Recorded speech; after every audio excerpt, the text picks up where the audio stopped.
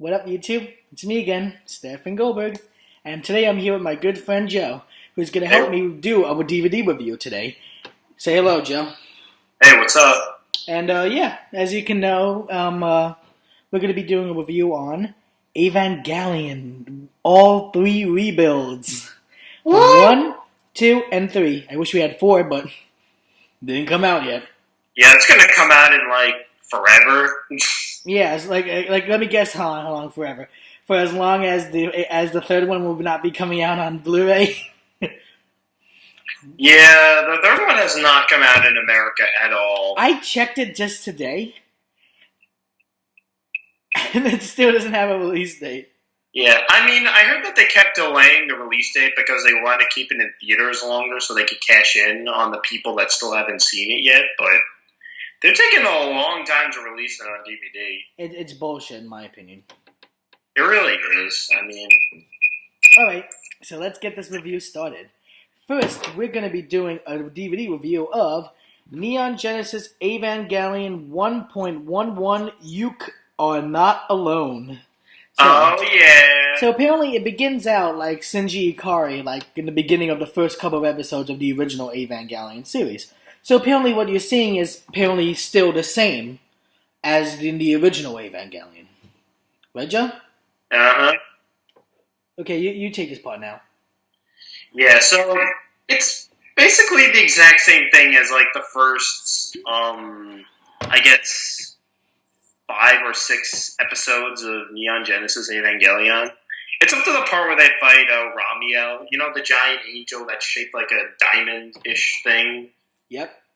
Yeah, so all that is pretty much like the show, except they obviously cut a lot of parts out because it's a movie and they can't have it go on for 6 hours, I mean. No.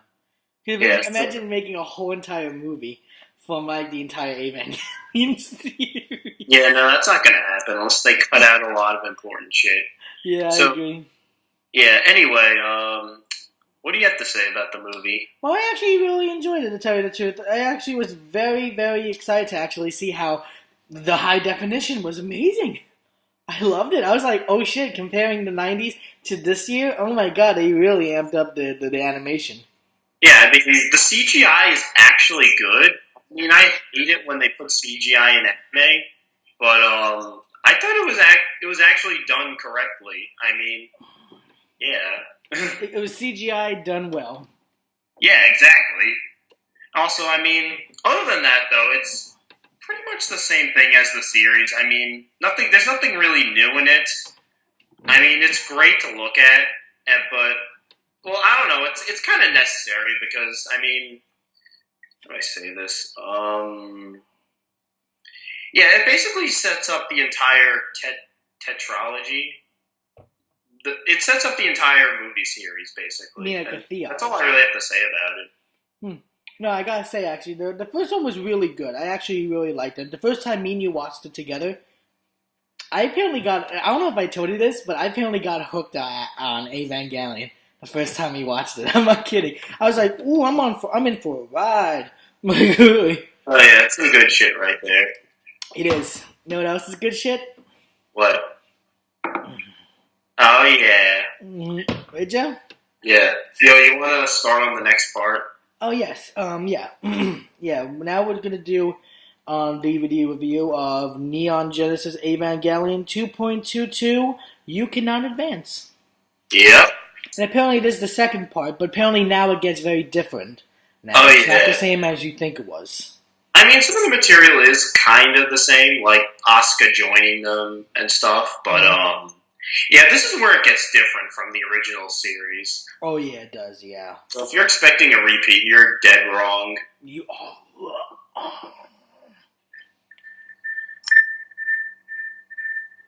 Right, Joe? Yes. So, what do you have to say about the new developments in this movie? Well, I gotta say the animation is absolutely outstanding. I give it an A+. Oh yeah. In fact, it's actually even better than the first one.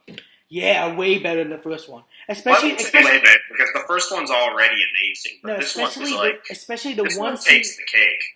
Especially the one scene in the movie that goes. Oh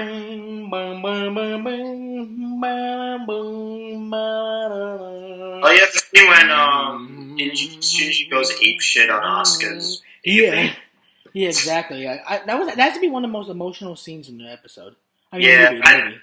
I think that scene was probably in the old series, but I can't remember. It was. Anyway, I just loved how the music like contrasted the scene. I don't know. I'm just obsessed with those kind of scenes, which is one of the reasons why I love Evangelion. Oh yeah, Evangelion. It's not just because of the robot mechs; it's because of how good like the scenes are. Oh yeah, and the psychological aspects and all that, which we'll get to later. Like the whole Sealy thing and the whole Yep. like human instrumentality project. Oh, See, yeah. Joe, I said it right. You always keep on saying I say it wrong. There you go. After hearing it 10 million times, you finally get it. Yeah, people, it's called the Human Instrumentality Project. I think most of us could pronounce that correctly. Try saying that 50 times in a row. Yeah. I know, right? But I gotta say, that really got me with the whole Sealy thing and all those metal like bricks. Oh yeah. They're showing like in front of Shinji's father. Mm-hmm. Like really, I gotta say that was really good. Yeah. So anyway, yeah. I mean, the movie starts off with this girl called Mari. Yeah, she's the new one to the rebuilds.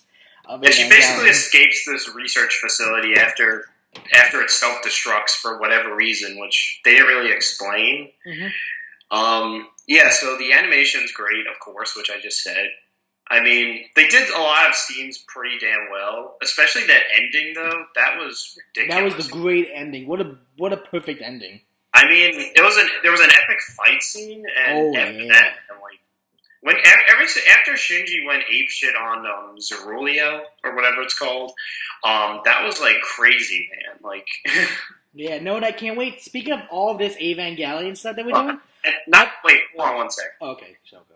Oh my god! And after that, though, that scene at the very end when the third impact begins, holy shit! Yeah, I mean, the music was great, the animation, of course, and it's just like scary, like it's. I think if I can remember correctly, I think it was about these kids. Like the song is about like saying a farewell, so it's kind of like saying the last farewell to humanity before it gets destroyed and whatnot.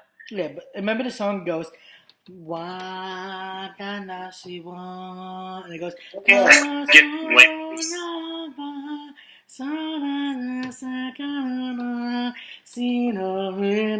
would play the song right now, but if we did, we would be fringed for copywriting.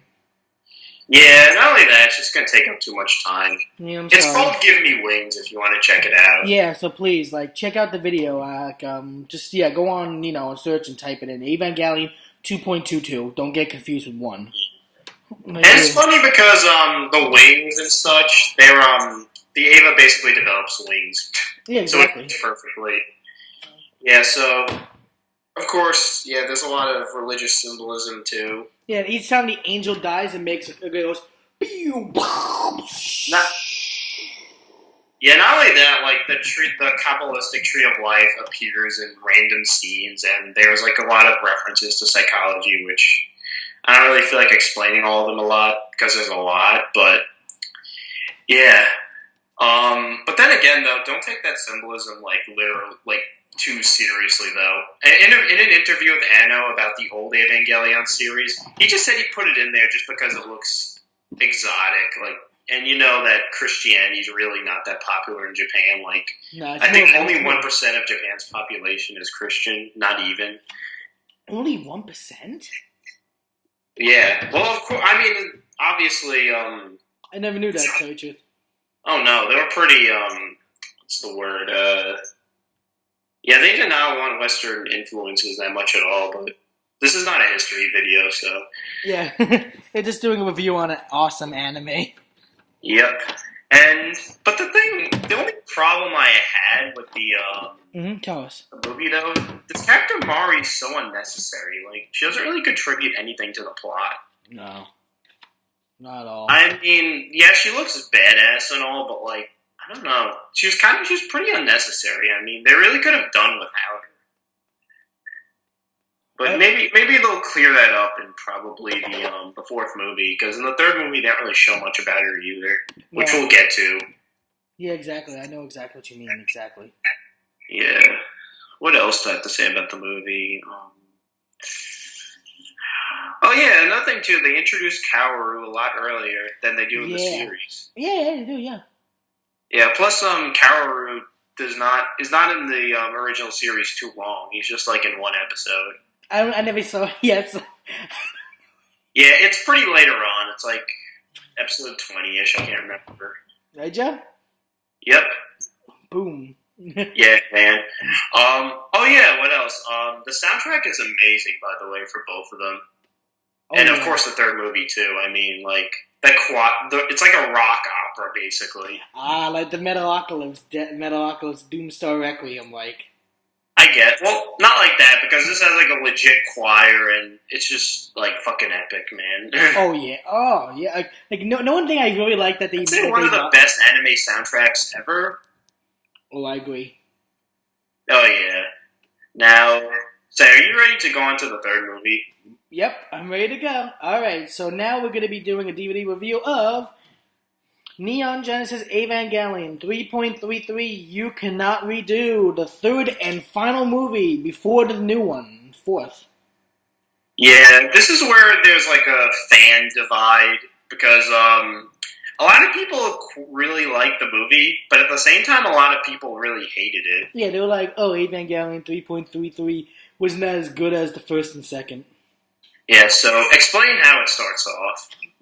Apparently, it starts out with you hear like a singing going, la la la la la la la la la la la la la, something like that, like Japanese, like because I had to watch it in the Japanese sub because with you, Joe, because the dub was not even out yet on DVD. Yeah, even though subs are always better, but I'm not going to ignite a fan war or anything. Yeah, I hate all those fan wars. Yeah, anyway, it's pretty confusing because you don't really know. They don't really clarify what happens at the end of the second one. No. And before the beginning of the third. Like, it's pretty cloudy. Like, I mean, you can figure it out because,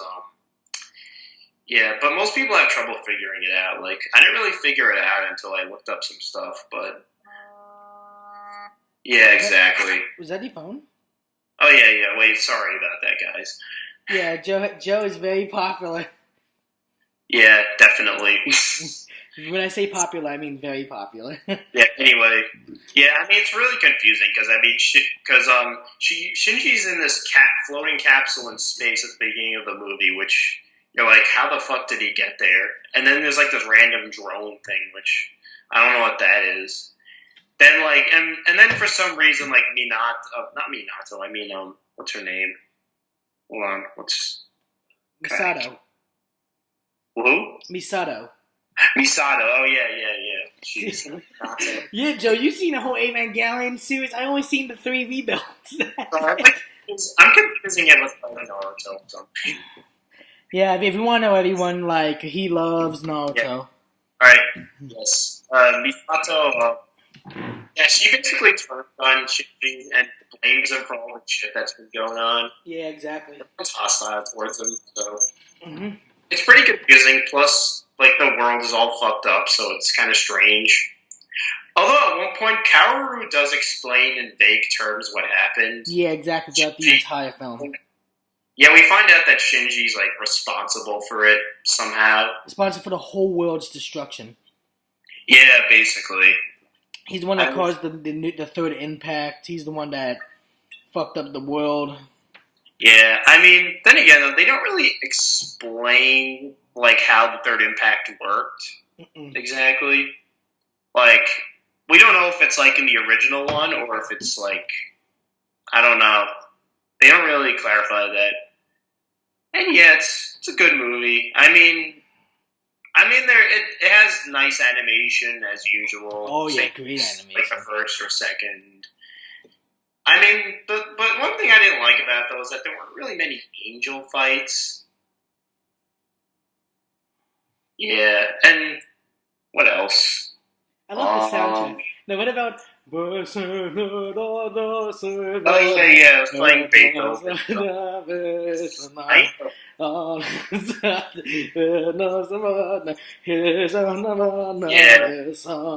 remember I was like, okay, what the fuck is up with this Beethoven shit? Well, they played it in the original one because it had to do with the unification of mankind, which is pretty similar to the Human Instrumentality Project. Try to say that 50 times, people. Yeah, like it had to do with like brotherhood and unity, and that's what the Human Instrumentality Project wanted to do. Joe just said brotherhood. Yeah, I know, Stefan. But the only reason they put it in the movie was because it was in a scene that Kaoru wasn't in the original Evangelion. So yeah, I mean, it really didn't have any meaning with the plot. But anyway, I'm sidetracking. Yeah, we'll just Plus, it also gets like there's a lot of philosophable. I mean, like sometimes it tries to make itself sound deep, but it's really not. One of my favorite scenes was like when Shinji was like when Shinji was like what's that scene in the movie I liked again? No, it's like when Shinji was like oh yeah, would pick up the Lance of Longinus from the Lilith body. Oh yeah. That was brutal. That was pretty brutal. Yeah, I mean the imagery is pretty weird though. But then again, though, it looked cool, but at the same time, I feel like they just tried to make it deep by throwing all this random shit in your face without any logical explanation whatsoever. Yeah, exactly. So, yeah, it does fall short of the other two movies, but I wouldn't say it's bad. I mean, I like the dark and mysteriousness, and I like how it took a different route from the first series, because if it did that, then that would just kill all the suspense. Yeah, exactly. Yeah, and and there's some other things that aren't really explained. Like Mari, they don't really explain who she is. She's just like there as some kind of random side character, probably for fan service. I don't know. I gotta say, like throughout the entire movie, I loved it. Yeah, and plus they haven't really made clear Gendo and Fuyutsuki's motives at all. Well, I guess we'll figure that out in the fourth movie. I don't know. Yeah, exactly. Yeah, and that's pretty much what I have to say. Oh yeah, Kaoru's death. That was pretty weird. Yeah, his head exploding. Yeah, and Shinji was like, "Holy shit!" No, weird. That was scary. Yeah, I mean, he was kind of the only friend that Shinji had. Well, not exactly, but. Yeah. No, and like that sweet ending, like I played that song going. Yeah, we all know the Evangelion movies had like really good soundtracks. Yeah, I love that ending. I thought it was like good. Yeah, and what else? Yeah, so I guess it's more or less a setup for the fourth movie, which will probably maybe clear up some of the confusion in this other one. And it showed the trailer for the fourth movie on the Evangelion 3.33 DVD. Yeah, it's at the end of the credits. It's this scene where this Eva unit, I think it was Eva unit, the one that Asuka has too.